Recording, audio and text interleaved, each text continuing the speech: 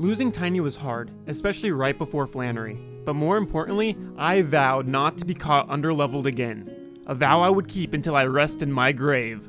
Or around the 7th gym leader, whichever one comes first.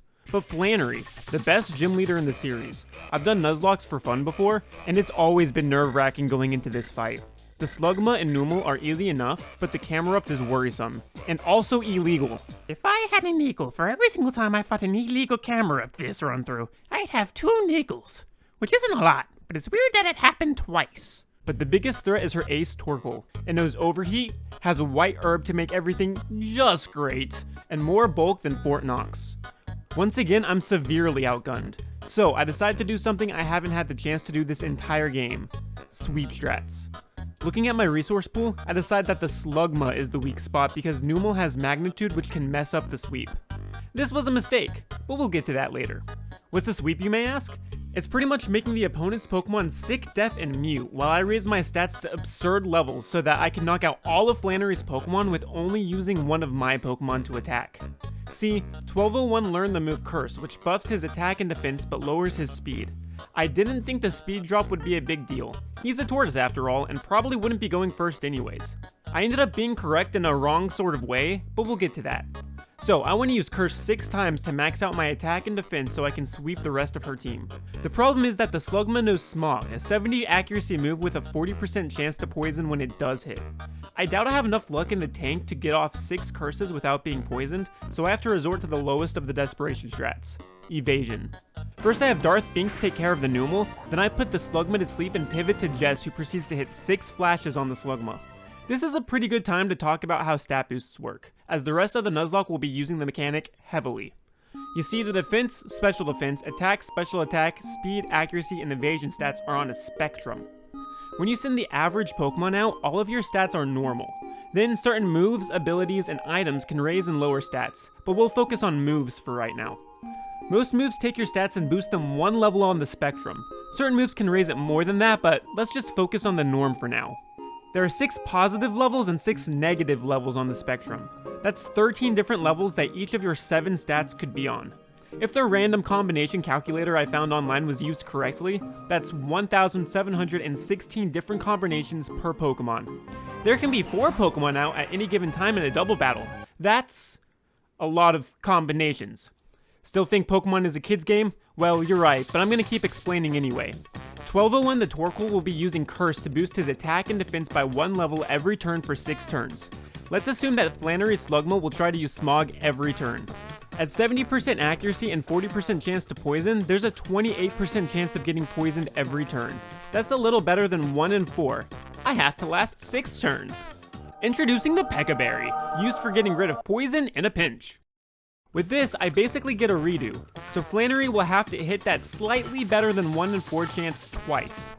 If I remember my statistics correctly, and it's been a while, so I might not, this means that there's a little better than 1 in 8 chance that I get poisoned twice.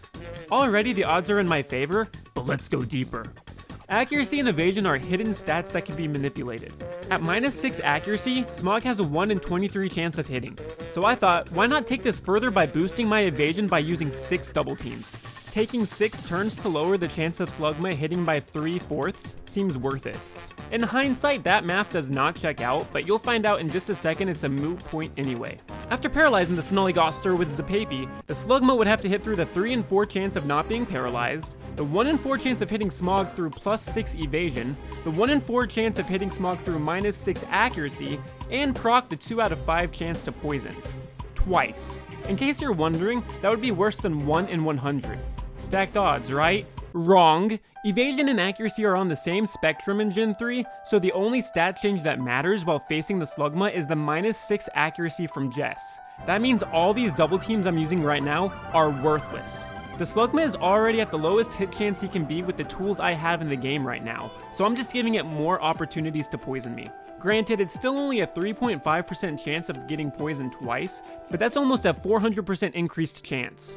The results? Slugma was paralyzed twice. He ended up using Smog 5 times. Out of those 5 chances, Slugma connected 3 times. Of those 3 times, the poison procced twice.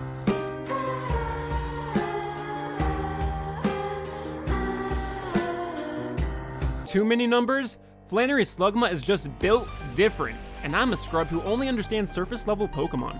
Now I'm only at +5 attack, but I'm poisoned, so I go into emergency mode and spam the win button before 1201 dies. Because I tanked my speed, everything is guaranteed to outspeed me. I was way too harsh on the double teams earlier. They just saved my bacon multiple times.